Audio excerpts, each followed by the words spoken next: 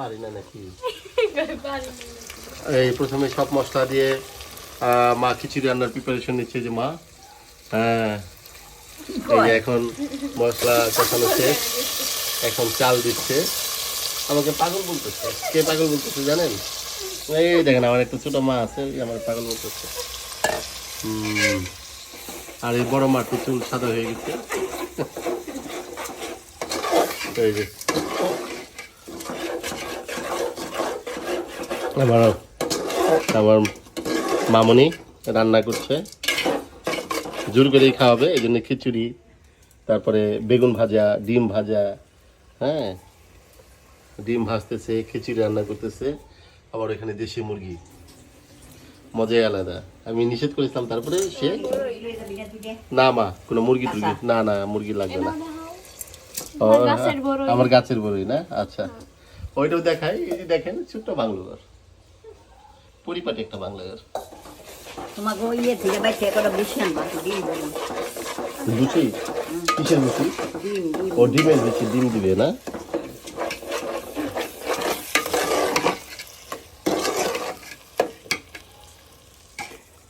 মায়ের মমতা বড় রান্না, মমতার হাতে রান্না,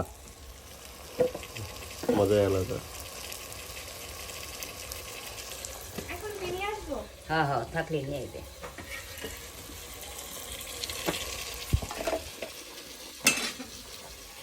ডিম ভাজার প্রিপারেশন চলছে, বেগুন ভাজার।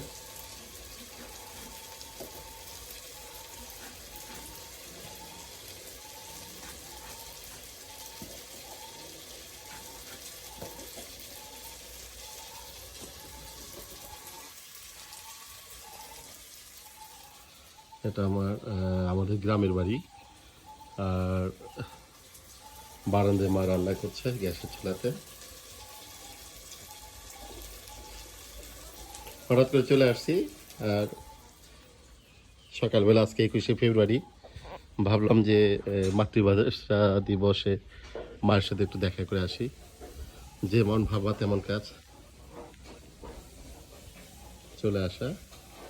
এটা হলো আমার গ্রামে ছোট্ট একটা বাংলোর মতো করেছি, দেখাচ্ছি।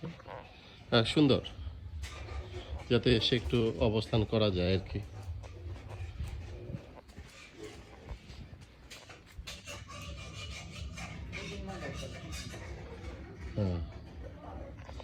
এবার ভিতরে যাই, মা কি প্রিপারেশন, রান্নার প্রিপারেশন করছে, চলে দেখাই।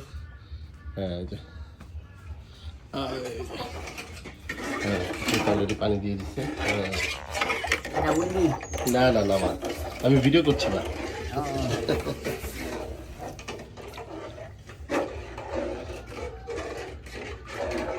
তুমি সকালে কি খেয়েছো মা?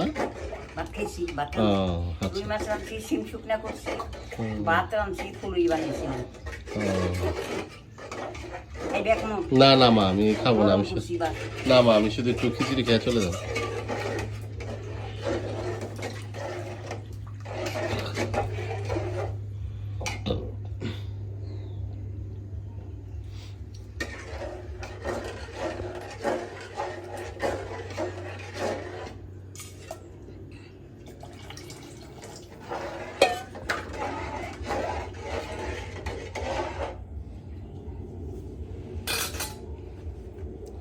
মমতাময়ী মায়ের, মমতাময়ের হাতে রান্না খাওয়াবে, রান্না করে খাওয়াবে আমাকে।